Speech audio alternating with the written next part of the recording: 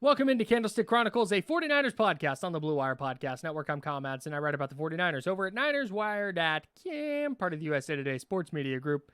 Chris Biderman alongside me as always. And we're going to talk about linebackers today as our training camp previews continue. We're recording this Tuesday, July 9th.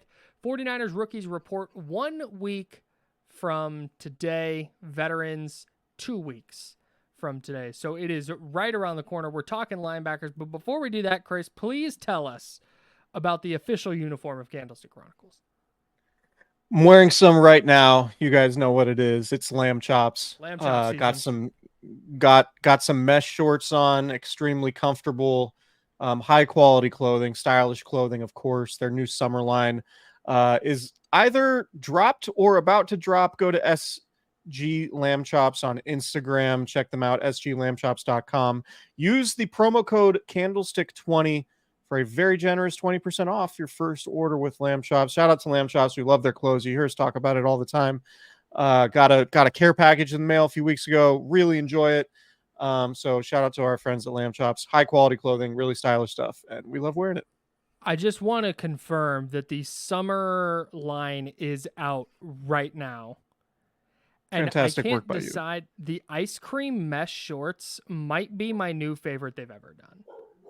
Yeah, they're really good. I'm hoping to get some at some point in the future. The sprinkles tea. Oh my god, this line is sick. Go check out the summer line at sglambchops.com. Join the herd today. All right, we're talking linebackers. Let's do it.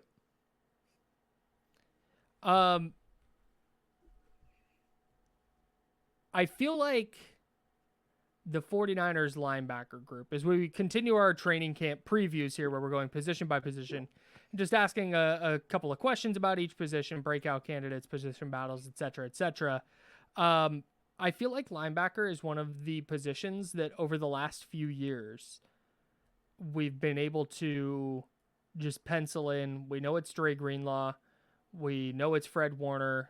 We know it's pick a third linebacker who's been there the last couple of years. It's been Oren Burks. And then Demetrius Flanagan-Fowles as the number one depth piece. Maybe a Curtis Robinson type as a special teams guy. And that's going to be their linebacking core. And that's it.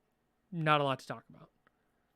But this year, because of Dre Greenlaw's Achilles injury in the Super Bowl, and because Oren Burks is now gone, and because the 49ers have two linebackers they drafted last year who didn't contribute a lot, drafted another linebacker this year, signed another one, signed two actually. Now all of a sudden we go into training camp with a pretty significant question at a position that has been very, very important for San Francisco over the last 5 seasons. I'm interested to see if it's like, is Fred Warner the type of player that elevates the guy next to him? Or is Fred Warner, is his play going to drop off because the guy next to him isn't as good? Right? Sure. Like, that's kind of the question you have. Like, Dre Greenlaw, over his time with the 49ers, has become one of the, would you say, like 5 to 8 best linebackers in the league in your estimation? Right? Like, it feels like that. Yeah, we're not going to like go top 10. Yeah, we're not going to go through that list, but like, it feels like Dre Greenlaw, Jermaine Pratt. Go ahead. Sorry. But so I think playing next to Fred Warner has allowed Dre Greenlaw to blossom, right? But is that exclusive to Dre Greenlaw? Like, does Fred Warner have that effect on other guys who will play next to him? And we'll learn the answer to that, I think, early in the season while Dre Greenlaw comes back from the Achilles injury, whether it's Devondre Campbell or Ezekiel Turner or, one of the young guys. I do think there's an opportunity for like for the first time in a few years, it feels like there's a real opportunity for a young guy to assume a prominent role, potentially a starting role here, right? Like, it doesn't, as good as Devondre Campbell was maybe, 2 years ago, he's coming off a couple seasons where he's missed time, or at least last year missing time with leg injuries. It feels like it's not entirely a sure thing, right? Like, you add veterans at this point in their careers coming off injuries, like, they're available for a reason. If Devondre Campbell was a player he was in 2021, he's probably not, joining the 49ers in free agency on a pretty affordable deal. So I think what I'll be interested to see is how much drop off is there without Dre Greenlaw.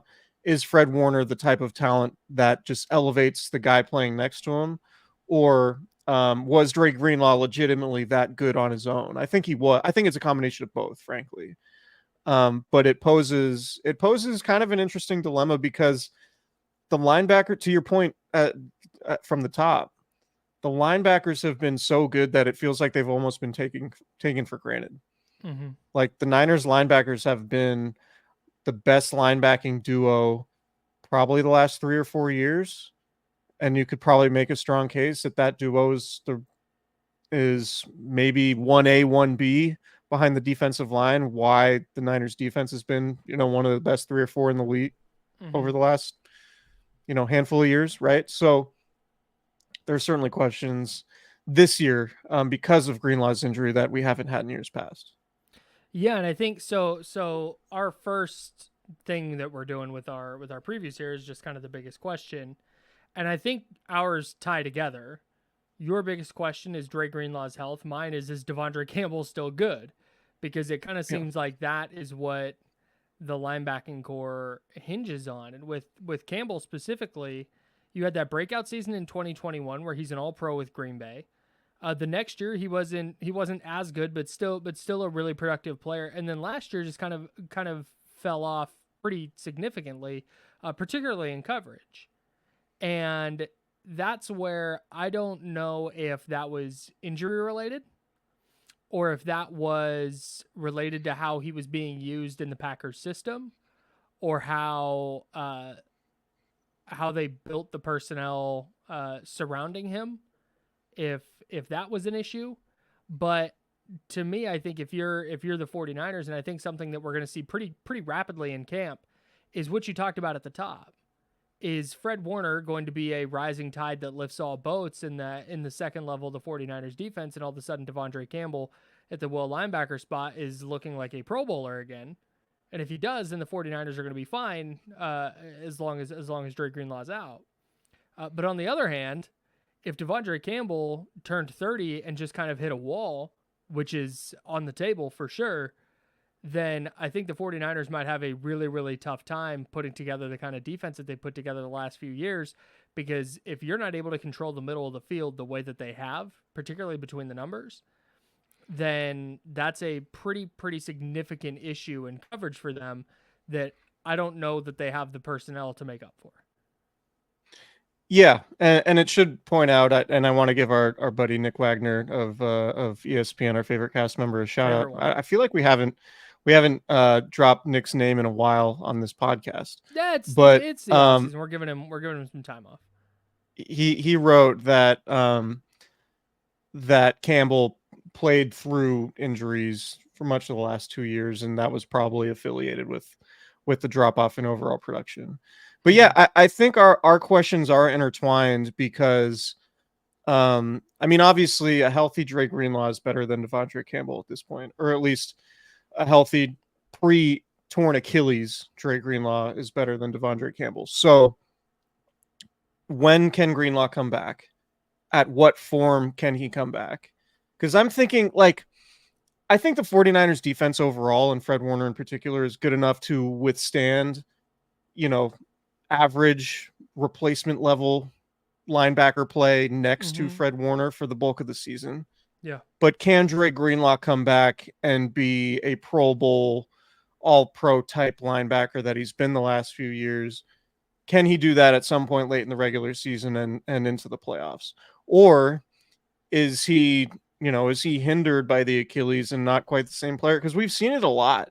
Yeah. Like with football players, it's, Dre Greenlaw was a really, really fast linebacker, really, really explosive. And if there's anything, that we've seen from Achilles injuries, it's just some guys just lose a little bit of their explosiveness. And so, what's that look like this year for Dre Greenlaw? Based on I don't know, can you expect him back even at practice, cleared for football stuff before November? Right. And if is November like his training camp, and is he back on the field in December? It's all up in the air. Does he even play at all this year? Yeah. Like the fact that he tore the Achilles the first week of February or second week of February, whenever it was. Like it's at literally as late in the season as it could have been, Mm-hmm. which means, that could push him back pretty far into this upcoming season. So we'll talk about some of the young guys. I do think there's optimism with some of the young guys that just haven't proven it yet. Mm-hmm. And maybe it's not a Devondre Campbell conversation. Maybe it's a Jalen Graham or D Winters conversation. Sure. After we look back at the season, but we'll talk about that. Yeah. And I honestly, I think that's a perfectly fine segue into the breakout candidate portion of our preview, because the reason that there's a breakout candidate, like when we talked about it at tight end, it was like, man, the breakout opportunities are going to be pretty slim here. Logan Thomas probably firmly entrenched as the number 2. When we do running backs, it's tough to find like a breakout candidate there. But with linebacker, I think it's like you said, maybe it's not a Devondre Campbell conversation, and it's about which player is going to step up and perhaps win the starting Sam linebacker job, or B, maybe they push Devondre Campbell to the Sam linebacker spot and it's one of Jalen Graham or D Winters who takes over as the starting weak side linebacker and is just on the field for 3 downs. I think that's 100% on the table. Why it's like what happened with Isaiah Oliver last year. Yeah, almost. Right? Yeah, it's exactly what happened with him. Yeah. It's like Isaiah Oliver's brought in a veteran, a highly drafted guy. You think, oh, this is going to be the dude. And it's like, no, he's just not as good as some of the other guys. Yeah. Make the case for Jalen Graham. Is it lazy to say that this is mostly a Scott McCloughan? No, because I think that's the right thing, because he didn't. Well, look, no, so Scott McCloughan, if you missed it, Matt Barrows does this terrific piece in The Athletic every year where he talks to Scott McCloughan, former 49ers GM, really smart personnel guy, about the draft picks. And Scott McCloughan is a big Jalen Graham guy. I'm not going to read it to you. You can go find it. Like I said, it's in The Athletic. You can search it. But he basically drafted Patrick Willis and had his fingerprints on the Navarro Bowman draft pick too. Right. So guy knows linebackers. And I think one of the reasons that sticks out still is because Jalen Graham went into the preseason. I know it's preseason, but he went into the preseason and looked like an NFL player. He had a really, really good preseason too. So I don't think it's just the fact that Scott McCloughan likes him. I think that just kind of helps bolster what we saw in the preseason last year. Yeah, Jalen Graham, I mean, it's hard to say, feel any sort of confidence that he's actually a good player because he played exactly 0 defensive snaps last year. Right. And all 58 of his snaps that he played came on special teams. Right. But it's just going back to what Scott McCloughan said about him and how optimistic he was. And I just think like the 49ers with their coaching staff and with Fred Warner as sort of the head of the snake with the position group, linebackers should be it should be like a linebacker pipeline, right? It should be like, no matter whether you're drafted or not, whether you're a high pick or not, there's opportunity to, if you're good and you can play, like you're going to have an opportunity to play and potentially play at a high level, particularly if Drake Greenlaw's out, right? It feels like a position group that's sort of built to succeed. And so I think Jalen Graham could be that guy. And it's I'm not going to pretend that I've watched cut-ups of him at training camp last year and be like, oh, this is what he was doing. But I do think there's reason to be optimistic based on what Scott McCloughan said, in large part because I just trust him. Yeah, and I think that's totally fair. And D Winters, same sort of deal. He was active more often than Graham was last year, primarily a special teams contributor. He did have a pass breakup in his 15 games. I'm trying to find his snap counts. He played 60 defensive snaps, which is not a lot, FYI. But John Lynch specifically mentioned Dre Greenlaw during his press conference after they selected D Winters. And that has always stuck out to me. because when you watch D. Winters, that's the first thing that comes to mind. A little bit undersized, but super athletic, explosive. Like you can just, all of it pops out on tape. And that's where the 49ers history of being able to identify Fred Warner in the 3rd round, Dre Greenlaw in the 5th round, where you feel good about whether it's Jalen Graham or D. Winters, like pick your favorite 2023 day 3 draft pick, but you feel good about at least one of those guys stepping up and becoming a quality NFL player because the 49ers track record is frankly pretty good. Like Demetrius Flanagan-Fowles, who's been around just kind of forever, has never been stellar, but was an undrafted safety, and they turned him into a serviceable linebacker. Azeez Al-Shire, undrafted guy partially because he tore his ACL, but turned into a really good linebacker for the 49ers and got paid by the Titans. They've been really good at identifying players at that position with a really, really good track record of having them become at least serviceable NFL players, if not all pros in Fred Warner's case. The question I have, and I don't think we got to see this bear itself out last year just because of the way the personnel group fell, but I'm interested to see how that linebacker development continues without D'Amico Ryans in the building. And I don't think that was an insignificant piece of Fred Warner and Dre Greenlaw and Azeez Al-Shire and all the guys we just talked about developing. But I also don't know that means the Niners suddenly can't develop a linebacker. But I think we're going to see either the impact of D'Amico Ryans' exit on that front in camp, or we'll see that, oh, you know what, they have the coaching staff, they have the personnel to overcome that loss and still churn out quality players in the second level. Yeah, I do think it's worth pointing out too that Johnny Holland is back with the team, or has basically been with the team since 2018 as he was sort of a outside linebacker / like assistant linebackers coach, and has while Robert Saleh left and while D'Amico Ryans left, Johnny Holland has been there for the most part, and he dealt with a pretty substantial health scare. I believe it was 2 years ago. That had him away from the team, but I do believe he's back. And so some of that continuity from the coaching standpoint, I think remains in place. So I think that's positive for the Niners development too. For sure. Yeah, in terms of Winters versus Graham, I mean, it could be either one of those guys. I'm with you. I just wrote down D. Winters because of the Dre Greenlaw comp.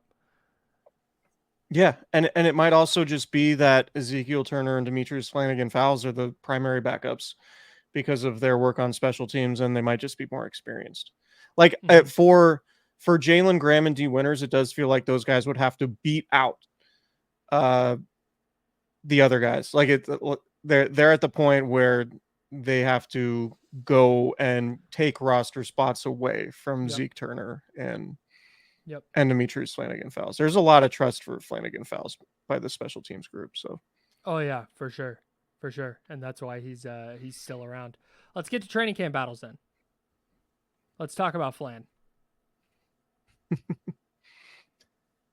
Yeah, I think it's kind of like, who's going to be Oren Burks? Is Demetrius Flanagan-Fowles going to remain that, I guess, fourth linebacker, in the pecking order, which he has been, or is he going to elevate himself to the third linebacker, which is what Oren Burks was?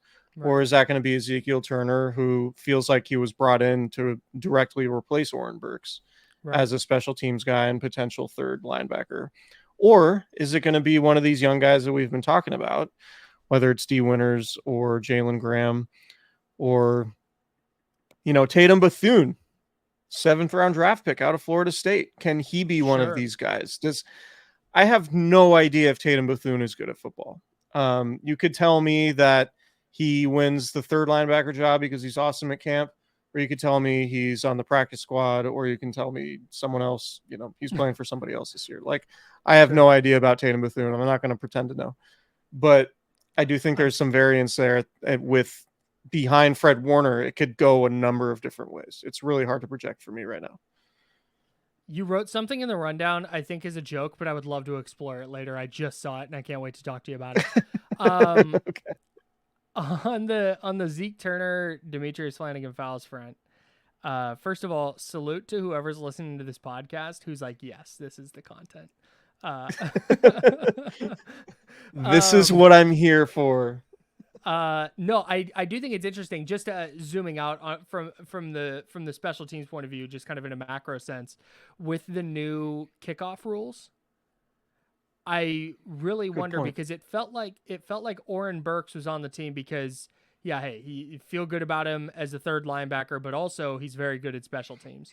And I kind of think that the special teams thing was secondary before to being able to play linebacker.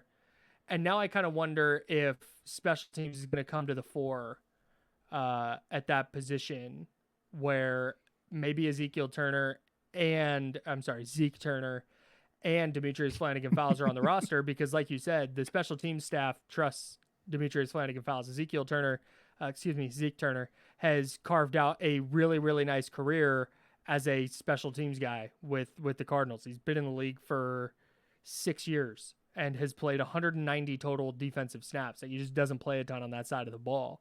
So I'm fascinated to see how they wind up shaking out the roster and whether they do bet on Jalen Graham and D. Winters and then a veteran special teams guy, or is it, that's just, you've got to be able to play special teams if you're going to be on the linebacker depth chart. I really, really appreciate your enthusiasm about like being fascinated with like the third and fourth and fifth linebacker spots. What do you want me to be fascinated by fucking Christian McCaffrey at the top of the depth chart? Come on. No, I'm not making fun of you. I appreciate the enthusiasm. Like I for one cannot sit here and no, I cannot sit here and say I'm fascinated by the fourth and fifth linebacker roles, but you can, and that's what makes that's a big part of what makes our podcast good, in my opinion. You're like, I love that you love it, and that hurts me. Yeah. No. That's not. I'm not throwing shade at all. I just I really enjoy when you say I'm fascinated, and then it's and then it ends up being like some extremely fringe niche roster battle. Well, I'm glad you're here. I appreciate it. I appreciate it a lot. 90-man roster weeds. We got we didn't do nearly as much Chris Hubbard as I thought we were going to on the offensive line pod, but that's fine. Maybe we can revisit. God, I hope so. We'll do player by player breakdowns.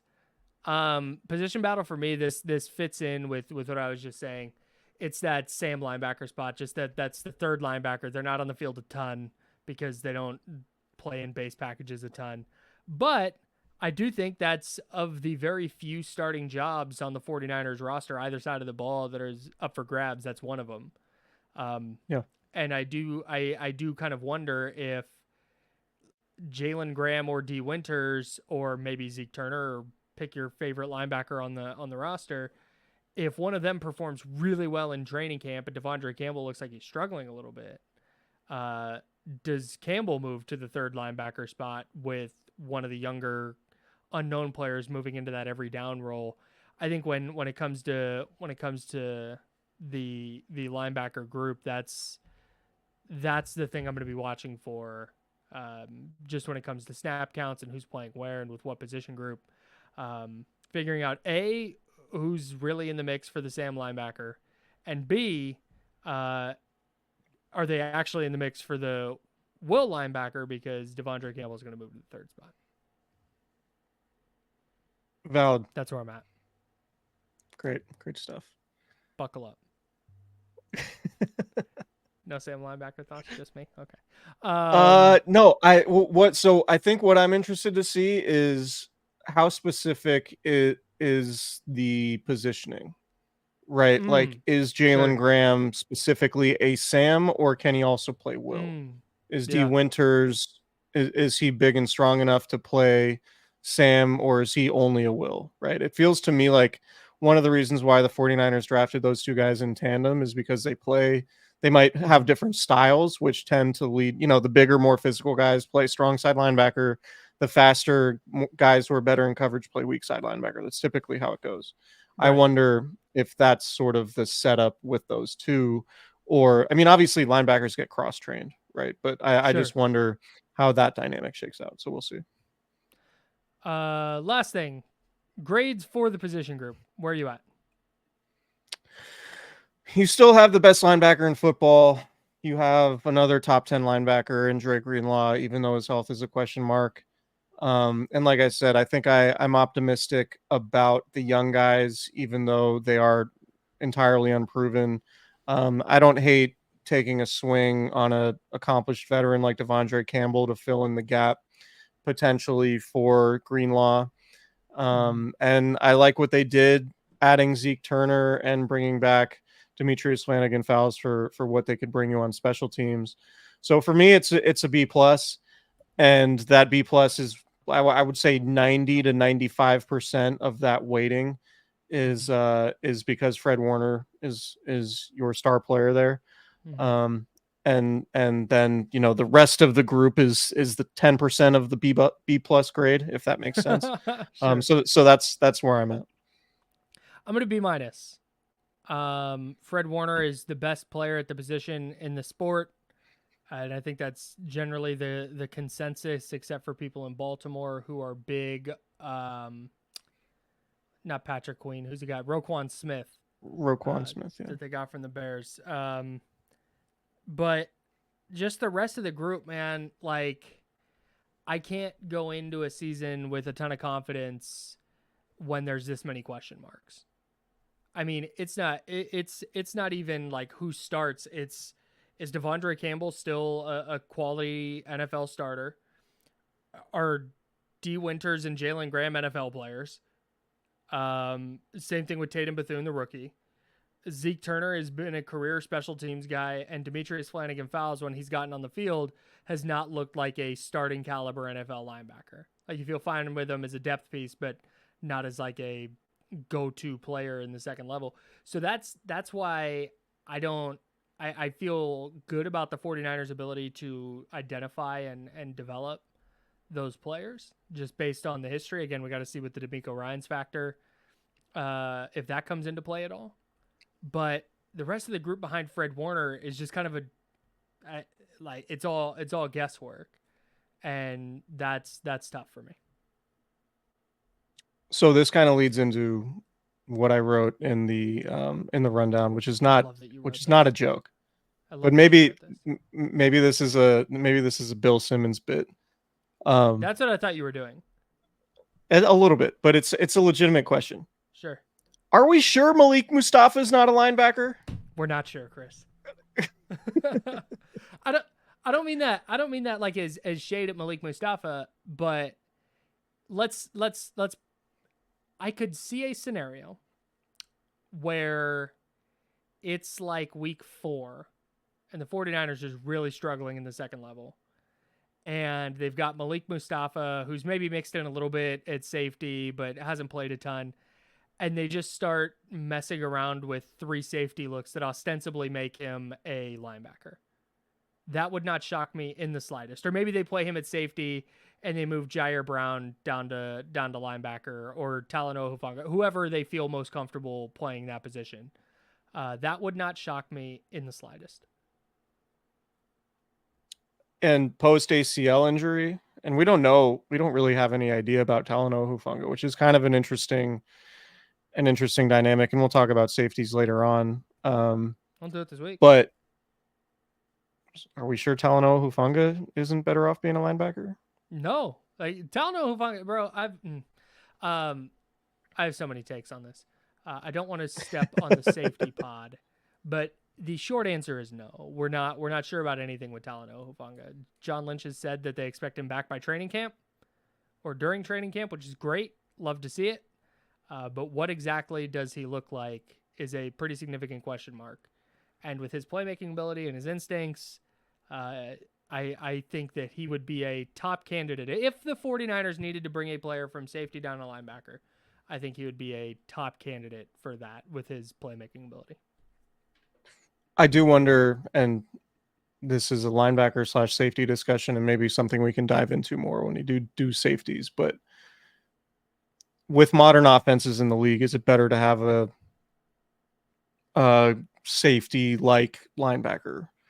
And would Talanoa Hufanga, given the liability and coverage that he can be sometimes, would he be, would it kill the 49ers to give him some reps at least? And like you said, even third down, the Super Bowl in Miami against the Chiefs, the Niners' third down package was 3 safeties. So it's not like, it's not unprecedented for them to go to a 3 safety look. That was a wrinkle that they had in that game for Travis Kelce.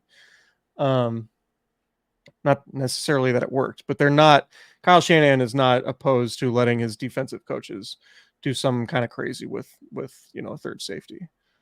So we'll see. Hell yeah. That's all I got. I don't have anything else to say. We came close. We said nothing else. I have nothing else to say that you're not going to make fun of me for saying. I wasn't making fun of you. No, I know. Dude, Damian Barling yesterday. I don't know if I told you this or if you saw, but Damian Barling, who hosts Stilo and KC on ESPN 1320 in Sacramento. He is. I had to fill in hosting their show on Monday, and he was in Cabo and joined the show from Cabo. And I did a reset like you do on radio. You'll sometimes hear, radio conversations going and like, hey, we're here with Chris Biderman of the Sacramento Bee. You reset. We've got coming up at 1:00. We got Sean Cunningham from Fox 40, whatever you got kind of go through here on ESPN 1320. And then you dive back into the conversation. And I did that. And Damian, in the middle of my reset, starts laughing at me. And he's like, you're such a radio guy. And starts dragging me for doing a reset. He's like, you do the reset, and then you let everybody know the station. It's like, Jesus, just trying to do a job here, man. I have thoughts, but I don't want to say anything that would make Damian look unprofessional. But being in Cabo, I do wonder if there were outside influences impacting his appearance on your fine radio show. I don't think it's okay. Fair enough. Seems like there's a strong Cabo contingent, or at least a legion at your station. Yeah, well represented in Cabo are the insiders in D-Lo and KC for sure.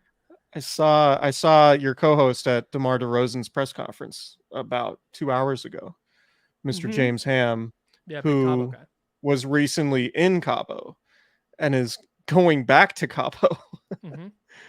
It's a good living, man.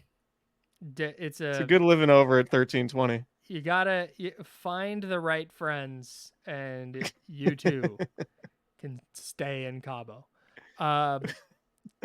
Maybe run into Kyle Shanahan. Who knows? Yeah. You know what I'm really excited for? I'm fascinated to hear this. This is a joke. This is a joke thing I'm excited for. Okay. I'm excited for Kyle Shanahan's first press conference after practice, after the first practice, and counting how many times he says these 40 days away. Yeah, we really like what he did in the last 40 days and this and that and da-da-da-da. I can't wait to hear about the 40 days. What you do in those 40 days defines your entire season. Speaking of the 40 days, and we haven't talked about this. I know we're supposed to wrap. I was going to say, also speaking of 40, we're getting to 40 minutes. Kyle Shanahan's mustache that he was rocking at Christian McCaffrey's wedding. I have not gotten your thoughts on the look. And do you think he will, I don't want to say be brave enough, but do you think he will be audacious enough to rock the mustache at training camp and or for the 2024 football season? Ooh, okay. I have multiple thoughts on this. I think he would if, like, let's say he started camp with it just for shits and gigs, but then everything was going great in camp. And he might, like, keep it around. Oh, and then they win week 1. Well, you can't shave it because they won week 1. And then he just kind of, like, rocks it till they lose. Like a rallying cry? Yeah, because he's a little stitious for sure. But no, here's my other. So to answer your question, yes, I think he would do it. But the follow up to that is I hope he doesn't, because the mustache is very distinctly Andy Reid's thing. Interesting. Yeah, and I don't That's think a you can strong take. pull up. I don't think you can pull up with the stash, and try and call it good when that's the dragon you're trying to slay. That's fair. That's fair. I do think, like, if he kept it, you would see a lot of Niners fans rocking mustache, like rocking there'd be mustaches. T-shirts. Like, you'd have trucker flat billed hats, a melon hat, mustaches, T-shirts. Like you would have the T-shirt with the silhouette. Yes. The Kyle Shanahan silhouette with the only thing legible being the mustache. Yeah. Can you envision sort of the design I'm talking about here? That would be a thing. Yeah. That would no be a doubt. thing. A giveaway. I kind of want it to happen with the chain with the mustache that hangs down. Mm-hmm. The thing with Kyle Shanahan and his overall aesthetic, like, I think he's a sneaker guy for sure. He rocked Yeezys, and I think more recently he's been a Jordan 3 guy. Who among us, Which, as somebody with multiple pairs of cement 3s in varying colors, I fully endorse. But a lot of times when you ask Kyle Shanahan about his aesthetic, he'll say, "Well, my wife liked this and she picked it out for me," or "My wife said I should do this." So I wonder if I believe her name's Mandy Shanahan. I should double check that. But I wonder if Kyle Shanahan's wife has influence on the mustache, and if she will convince him to continue it through the season. I kind of hope so. I think it would be good for content. Yeah. I'm already sick of the word Shanastash. So okay, never mind. Scratch it. I hope he shaves it. I hope it's gone.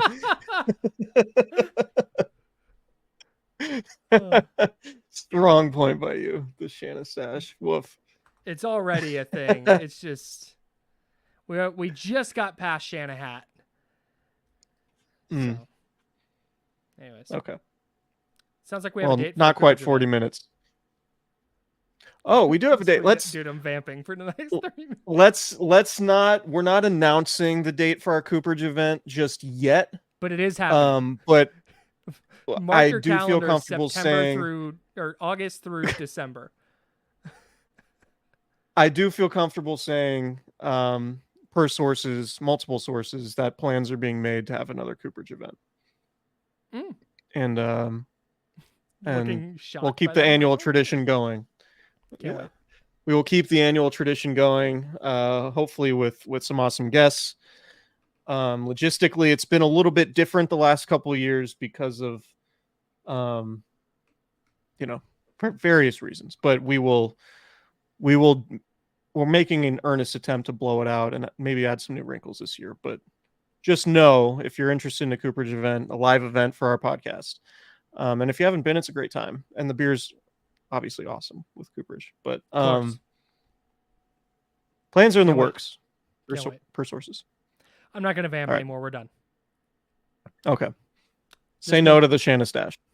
Yeah, we're anti-Shanastash on this podcast. Subscribe wherever you get your podcasts. Also subscribe on YouTube, youtube.com/@Candlestick Chronicles Podcast, or just search Candlestick Chronicles. We pop right up. Subscribe. Hit the little notification bell. Hit the like button. We would appreciate the hell out of that. And we will talk to everybody next time.